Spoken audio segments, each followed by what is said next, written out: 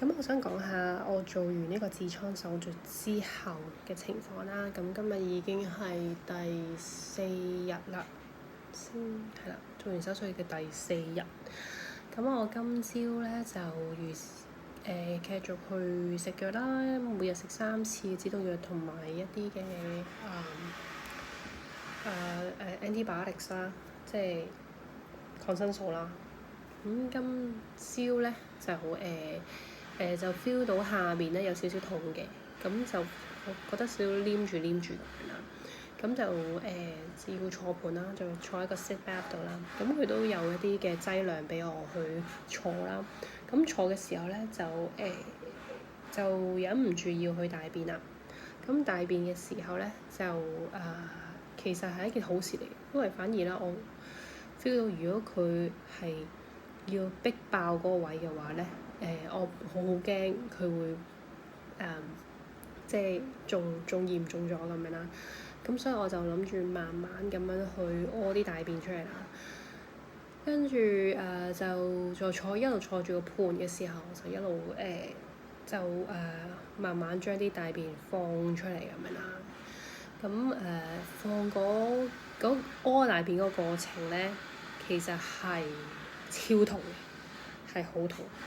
10分痛咧，大概有9分痛。OK， 你 feel 到你係下邊個位，即係屙大便個位咧，係好似有一啲刀喺度割緊你、切緊你，或者你喺度屙緊一嚿玻璃出嚟咁樣。跟住因為真係太痛嘅緣故啦，所以就完咗事之後就即刻起身清潔。沖乾淨之後咧，就要去休息啦，係啦。咁真係因為太痛啦，嗰個感覺係完全好似係冇咗自己咁樣，完全係喺呢個死亡邊緣咁樣去遊走一樣。咁就因為太攰太痛，就逼自己唔好諗啦，休息啦，要成個人係要休息去 recharge 翻嗰種嘅痛。去回復翻嚟，咁就小休咗一陣之後，起身就飲咗一啲水啦。咁因為食咗好多藥嘅緣故啦，咁要真係飲翻多啲水。咁飲多水咧，跟住咧同時間咧過冇幾耐啦，應該係第一次大便啦。跟住3個鐘之後咧，就發覺有啲便意啦。跟住心諗又嚟啦。咁就好驚啦，個人好驚，好慌張，完全唔想去準備呢一個嘅大便。跟住冇辦法啦，咁就 OK， 今次快手啲，準備好就攞個盤嚟斟啲水，跟住就坐落去諗住大便啦。咁亦都係好順利咁樣屙出嚟。咁屙大便嘅時候咧，亦都係嗰種嘅痛。咁我嘅策略就係希望越快完成越好，唔好拖，因為越拖就越痛，越拖得耐就越痛得耐。跟住就今次第2次嘅時候咧，就有咗經驗啦，就快返好多嘅。咁個痛楚都係一樣，完成咗之後咧，都俾自己去清潔啦。跟住之後就亦都係瞓翻喺床上邊去休息，去 recharge 翻俾自己，去個魂魄要翻嚟咯。完全係嗰種痛，完全係將你個魂魄勾走咗，完全好似活死人一樣，活死人係啦。跟住魂魄翻嚟，就等佢慢慢翻嚟，深呼吸，可能我仲喺度嘅，我仲生存嘅。咁樣，咁呢一個就係2次嘅大便嘅經驗啦。咁真係因為太痛楚啦，都想記錄翻呢一個嘅情況啦，呢一個經歷啦。簡單嚟講係，因為我已經生過2次小朋友，2次都係自然分娩嘅。咁呢一種痛咧，同生仔係唔同嘅。生仔冇呢家咁痛，呢一個嘅痛係真係10級痛。咁因為生仔你係慢慢咁樣去俾你去適應嗰種嘅痛楚，係慢慢升上去啊嘛。咁但係呢一個其實係喺你冇預料之內，亦都喺你一個冇乜準備嘅情況下，因為你生仔係真係懷胎十月去準備你個 body 去做呢個方面啊嘛。但係冇啊，你呢個手術其實就係你一刀切咗嗰個位咧，係好多嘅神經組織喺度，而且佢係需要時間去恢復嘅。咁而且你其實你日常生活咧，好多動作咧都係會用到嗰個位嗰個肌肉，你都 feel 到痛。例如打刺啦，例如你坐低起身啦，我而家坐咗係一個算係有個窿或者有比較舒服啲嘅一個嘅 cushion。咁等我可以冇直接坐喺張凳度咁辛苦咯。呢一個係我嗰次生仔買嘅，咁非常之舒服，咁所以而家攞翻出嚟用。估唔到有得攞翻出嚟用。咁係啦，好多時都用到啦。你坐低起身啦，啱啱做完手術翻嚟之後咧，麻醉過咗之後咧，其實你係最唔知想點。我可以形容呢2-3日咧，係我人生裏邊最唔知想點嘅日子。亦都係最受屈辱嘅日子，亦都係最沒有尊嚴嘅日子。點解咁講呢？因為嗰個位其實就係你最唔想俾人見到嘅位嚟嘅嘛。但係無奈你又要去俾醫生去檢查啦，嗰個位又係咁出血啦，又會有啲分泌物啦，因為手術之後。咁變咗你手術之後，其實你就冇下身就係唔會有着褲，唔會着衫，唔會着褲嘅，可以就咁冚住嗰隻咁樣。咁所以感覺上好似係冇晒尊嚴咁樣。同埋喺你翻到屋企嘅時候咧，當麻醉過咗之後咧，你究竟係企好啊，定係坐好啊？都唔知嘅，你完全係揾唔到一個位係最舒服嘅。因為就即使你瞓喺度都好啦，你都不能夠枕得太高，因為你嘅重量都會墜咗落去下邊個位度。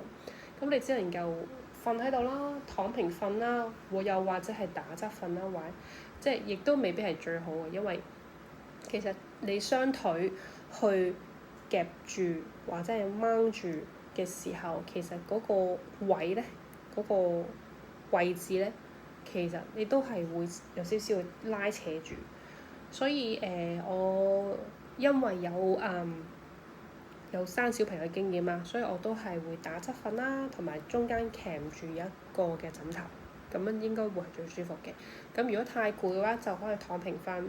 躺平瞓咧，咁可以墊少少喺個背脊度，等嗰個重量喺落個喺下邊嘅時候就冇咁重啦。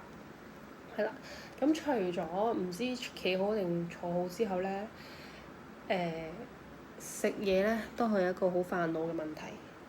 究竟食好定係唔食好咧？食得多好啲定係食唔得唔夠多好啲咧？食菜定係唔食菜咧？咁我上網睇過好多嘅講法啦。有啲就係話要低纖食物為主啦，因為你務求係將你嘅大便咧係越軟越好嘅。OK，咁醫生都會出一啲stool softener 嘅藥俾你去食嘅。但係因為你仍然都要每日都要食啲嘢去有營養啦，同埋俾你有體力去恢復原啦，所以頭2日我係唔知道應該食咩好定唔食咩，因為醫生都冇講話唔可以食啲咩啦，佢話正常翻飲食就 OK 啦。咁我就食翻啲清淡啲，譬如食咗個湯烏冬啊，雞絲嘅湯烏冬啊，食咗啲嘅麵包啊，炒蛋啊咁樣啦。咁亦都上網睇下取下經啦，就睇下其他人應該食啲咩，咁佢哋都係食流質食物為主，譬如粥水啊、yogurt 啊，係咯，比較譬如飲蘋果汁啊咁樣啦，咁我都係照照食嘅，咁我亦上網亦都知道第一次嘅大便係最辛苦最痛嘅，咁其實我第一次大便應該係前日咁樣咯。咁前日咧，其實我麻醉藥都未過，都仍然喺止痛當中啦。我係 feel 到係好多血走出嚟啦。咁每一次我都走出嚟，有血會流出嚟啦。咁琴日嘅時候咧，我都係即係慢慢去，唔好俾自己去大便得太犀利啦，所以係 in control 咁樣去屙大便出嚟啦。咁喺呢個情況下咧，我都係都係好痛嘅，係啊，都係痛嘅。咁所以呢幾日個情況就係冇咗麻醉藥之後嗰個大便嘅情況啦，同埋唔知未必掌握拿捏到究竟應該食幾多嘢，係啦。咁因為真係嗰個心理上嗰個嘅恐懼嗰個出大便嘅困難咧，所以我都唔敢食咁多嘢，即係我都有食啲飯，但係都會送啲湯咁樣咯，但係唔敢叫自己食咁多。上網都係話多餐為主咯，冇一次過食咁多咯，係啦。咁樣去控制住，睇下可唔可以個大便係可以容易出多啲咯，係啦。咁講翻手術嗰日啦，咁其實同埋點解做手術啦？即係點解做手術係其實我生第一個小朋友嘅時候，我個仔已經10歲啦，今年，咁即係10年前啦。其實我生佢嗰陣咧，就已經係有痔瘡啦，即係生嘅過程係谷得太犀利，所以有痔瘡出咗嚟啦。咁我嘅痔瘡係外痔嚟嘅，咁所以已經係已經10年㗎啦，咁生第二個小朋友嘅時候都仍然喺度啦，咁樣，咁即係有呢個外痔已經有10年嘅時間啦。咁其實一路都好想即係處理咗佢啦。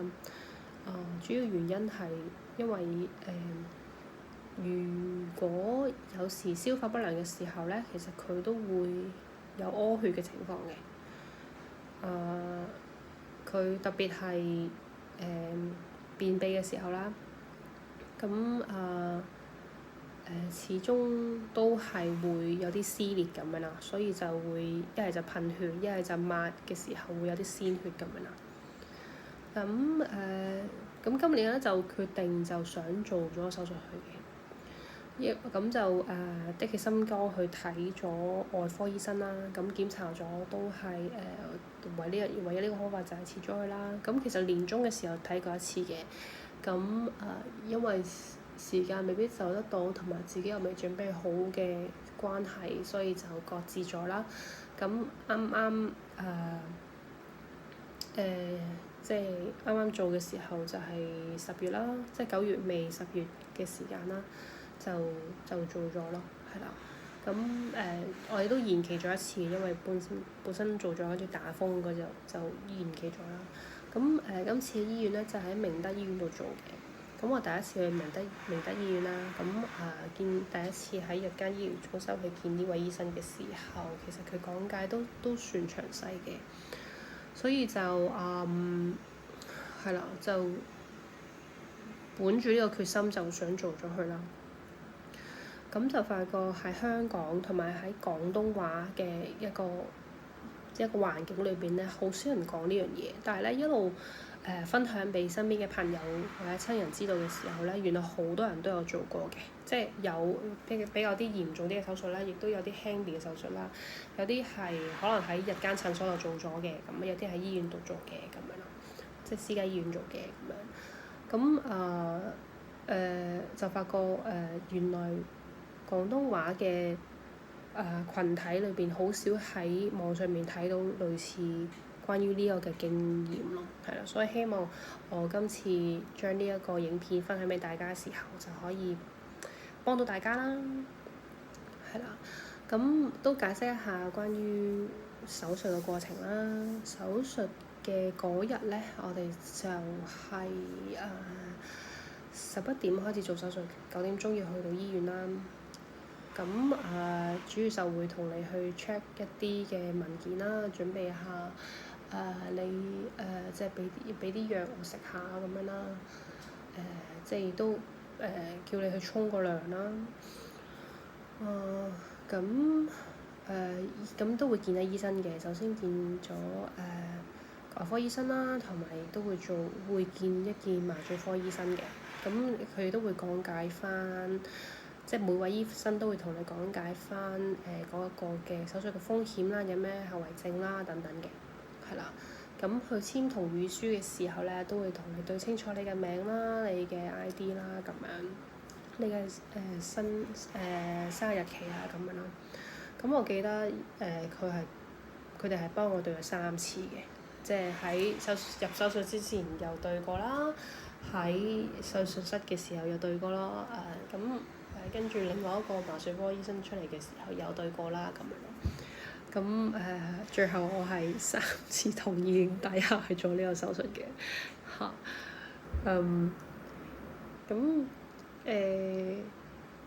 係啦，記得佢有同我解釋過麻醉藥嘅時候，因為我喺做手術嘅同時間咧，都順便照埋腸鏡嘅，所以我都有去食瀉藥啦。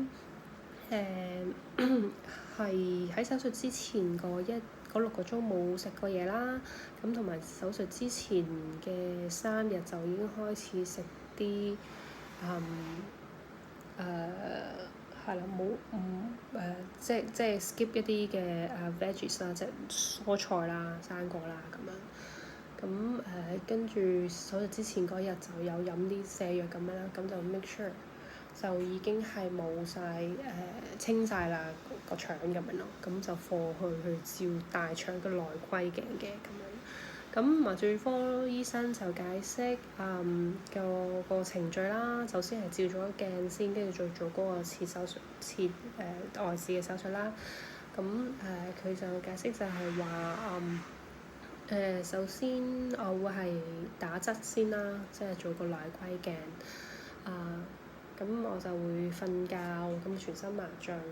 內窺鏡嘅時候我只係局部麻醉嘅，但係我係俾佢哋催眠咗嘅，即係瞓着咗嘅咁樣。咁做完之後咧，我就會去趴喺度咁樣咧，咁就會全身麻醉嘅，就會去做個手術咯咁樣。咁我記得嗰陣時自己入去手術室啦，咁就同先生講拜拜啦，咁我就入去手術室，咁就係聞氣嘅，係啦，咁護士就叫我係咁吸，大概6-7下咁樣啦，咁就冇晒知覺啦咁樣。咁瞓醒嘅時候咧，就同我講話手術已經做完啦咁樣咯，係啦。咁手術已經做完啦，瞓醒之後咧，我記得係個人好攰嘅，係啦，好眼瞓嘅。咁佢推返上去我自己個間病房度啦，咁樣我見到我先生啦，咁我即刻捉咗我先生啦，咁樣就我唔記得咗同佢講咩啦，係咯，唔記得咗同佢講。我好似問佢有冇食嘢，佢話冇食嘢。咁我應該係11點幾開始做到1點幾，咁應該做咗2個鐘度啦。咁佢就話都做咗好耐啊咁樣啦。跟住就翻上去病房度休息咯。咁我就記得自己就即刻瞓着咗覺。咁其實喺瞓醒咗之後咧，咁護士都會過嚟睇下你啊，幫你探熱量血壓啦咁樣。咁我記得嗰日都有見翻醫生嘅，咁第2日都有見過醫生嘅，咁瞓咗1晚之後，休息1晚之後，第2日就可以出院咯，係啦。咁係咯，我再過多2日再update 下我嘅情況啦。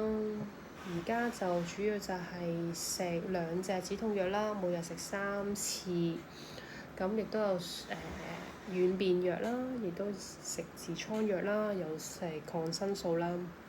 係啦，咁喺照腸鏡嘅時候咧，佢咧都有醫院咧都有俾個片我睇嘅。咁照腸鏡嗰時咁醫生就話有一粒大概1cm 咁長嘅息肉啦，咁就有幫我切咗嘅咁樣咯。咁係因為有一個傷口喺嗰度，所以我就需要去服食呢一個抗生素，係避免傷口發炎咯。仲有咩藥食啦？仲有即係胃藥啦，